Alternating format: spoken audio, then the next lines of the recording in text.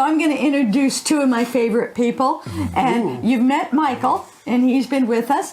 And Corey, you got to know you're one of my favorite people. Well, you're my favorite too. I love talking with you over coffee. And we have good times. Yeah. Good times. And Marianne, your wife too. Yes, She's absolutely. a sweetheart. So I Absolutely. want to introduce you because these two men are going to talk, and I might add a word or two if they look at me.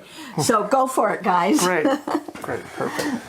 So, what did we decide on? Let's talk about a fun subject. Let's talk about friends with benefits or sexual friendships. You know. So the thought I had was like, how do they work? I mean, so these are kind of taboo sometimes. People don't really, they don't want to look at them. They think there's something that's not right about them. But really, like. For me, those kind of relationships can bring a great deal of growth and development in somebody. And I think the key is, and this is like critical, is the agreements. Like really it needs to be an agreement, Sure. I think where most people get concerned about turning a friend into a friend with benefit is that they might lose the friend, right? Right. Yeah. That's a valid concern, and I would say, and I've had a few relationships like that in the past, but I would say that to lose a friendship would mean that there wasn't a solid agreement. There was boundaries that were crossed, and there weren't even stated, and this to me this is kind of where the breakdown is. Right. And yeah, go ahead. Well, I've been accused of overanalyzing things in the past, but I think the first question I would ask is define friend. What friendship really means to you or to us, and then define benefits too, because as a guy in this culture, my first inclination is sexual. But there's way more benefits, that could be considered intimate, if you will, obviously other than just the sexual thing too. But it's definitely it's a different, I think the fascinating thing for me is men and women, the men are stating what they think the women think, and the women say, this is how guys think, and to find where those two cross, I think is kind of the sweet spot, if you will. That's why we're asking you to. Yeah, for sure. Because for sure. To find out what you as men think about what does it mean to have a friend with benefit. Right. Well, I would say as a man, the benefit is, primarily the initial thought is of course sexual. Being a man, that's one of the first places that personally I go. And and then but I'm still like, even though it's just a friendship, I'm still in a relationship with this person. So there's still parts of my masculinity that want to provide, they want to protect, they want to, cultivate an emotional relationship along with the physical relationship. To be the protector. Yeah, exactly. On some level. Yeah, and so I think those naturally come through, and then it could be, I don't know. To me, that is a commitment. I mean, a lot of criticism could be say that friends with benefits is people don't want to commit. Well, I disagree with that too, because it's a commitment to being a friend, in a friendship, a sexual friendship. Right. And I've also committed to those agreements. And when this can be cultivated, I actually think that men and women can grow leaps and bounds. I know me personally, I've grown leaps and bounds learning those places in me that I didn't quite know about, like how to love myself, right? If I'm not trying to impress you and make you like me, then how would I just present myself as just someone who loves to be in a relationship, you know? And it kind of takes, I would say it takes the pressure off, but it also allows for some more to come through that wasn't available before. Right. Right. Yeah, I would agree. For me, I think a lot of it is the willingness to appear vulnerable. Because as a guy, a very macho guy, by the way, as a guy, that can be really scary, you know. Yeah. And in relation to, you know, friends with benefits, like I say, you know, there's a lot of different benefits. I didn't have a whole lot of experience with that because I basically married high school sweetheart, if you will. Yeah. 42 years now. Beautiful. But I will tell you that I really feel that see, I don't know how I feel about that subject, friends with benefits, because to me, the sexual experience, especially with my, you know, as far as my wife is concerned, for me, when I take it to that next level, you know, and it isn't about the years so much, it's the growth that we both experience there. So when you have those deep-rooted feelings, you know, and you can show the vulnerability, and sometimes you can do that with a friend. I would argue with a real friend, you should be able to do that, you know. Yeah. But I'm really curious. My question to you would be, how does that change that dynamic? Because I don't have a lot of experience, you know, as far as that's concerned.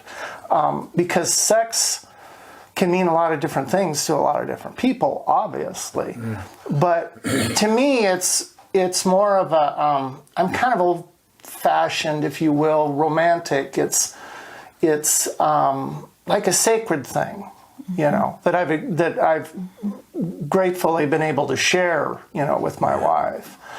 But aside from the actual sex part, there's so much, you know, like eye contact is huge, you know, and it just experiencing that, because it really is, you know, the window to the soul, and I believe that. But it changes that dynamic too, you know. But as far as the friends, I can experience intimacy with I have a lot of different friends, you know.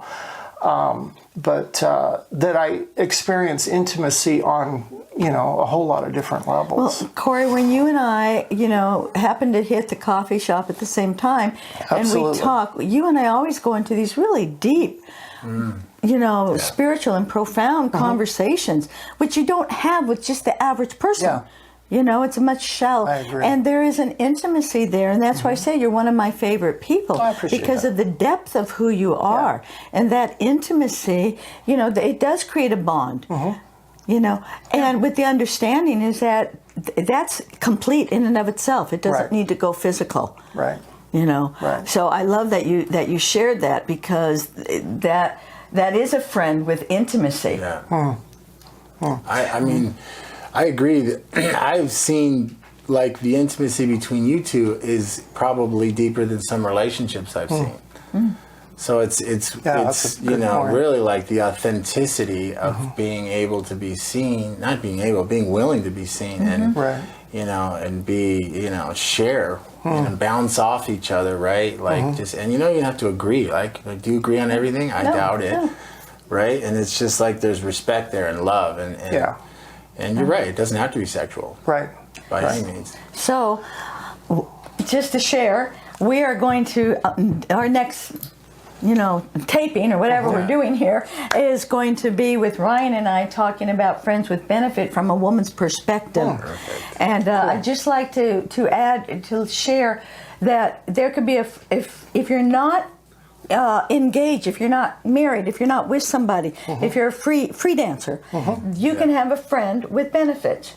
If you are married and you are having friends with benefits, that's called an open lifestyle. And that's part of the counseling that I do with people who are in traditional monogamous relationships and who have an open lifestyle with agreements. And so sometimes having just that one friend with benefit, that they both have that friend with benefit, and that when they get together, sometimes they'll go out to dinner together, they'll celebrate the holidays together, because they're actually all friends. And the sexual component is just that, it's a component, it isn't the total thing. And it's not, there's no fear that you're going to fall in love with this person. You already love them unconditionally, but you don't fall in love with them. Right. You know? So I would just like to add that. That's a really good question. Absolutely. Do you run that risk? It is a risk. Living life is a risk. You know, Yep. of taking it the next step, and how do you know when that happens? You know, those are all, Yeah. you know, it's kind of a roll of the dice.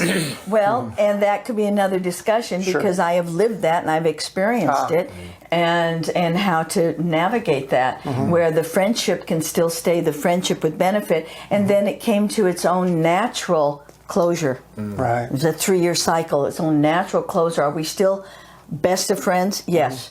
Is there still an intimacy there? Yes. Beautiful. You know, and we both knew that friendship needed to, it also had its limitations because we were both happily married. Right. So that would put me in an open lifestyle. Gotcha. You see, but there's still that fear. There's that fear, you know. Absolutely. So one of the Kwadoshka sayings, and then I'll end with this because I don't want to take over this male section. I think I just did. Is that in the Kwadoshka spiritual sexuality teachings that I'm one of the senior teachers, we say if you're in an open relationship and if you're starting to have problems with your primary partner, you need to take a break with anyone who's on the outside and you focus your energy inboard to fix whatever is the challenge going on, because you don't want to put your primary relationship at jeopardy, which is different than if you're thinking about getting divorced. We're not talking that. We're saying that there's an unhappiness inside for whatever reason. It could be financial, could have nothing to do with another person, and that has to be healed. And then once it's healed and your sex life is back and your energy is back with each other, then if you want to continue the friend with benefit, and if that's a true friend, they will absolutely honor time out. You focus on your husband or you focus on your wife. That's most important. Right. And that's a mature, respectful way. So for closure, do you want to... I would say for closure that there is no definition for relationship other than the how each person defines it, how each connection defines their connection. And it can be done in beauty. All types of relationships can be done in beauty. And it starts with us being authentic with ourselves and actually open-heartedly expressing our needs and wants and desires to our partners and creating something within that relationship to have all of those things come to fruition. Great point. Yeah, I think that's really important to, because if we can't be honest with ourselves, how can we expect anyone to be honest with us? And if we can't express our needs, then we can't be frustrated at our partner or that other person because they don't know, you know, it's like this moving target. So communication. Thank you, guys. Thank you. Communication. Yeah, for sure.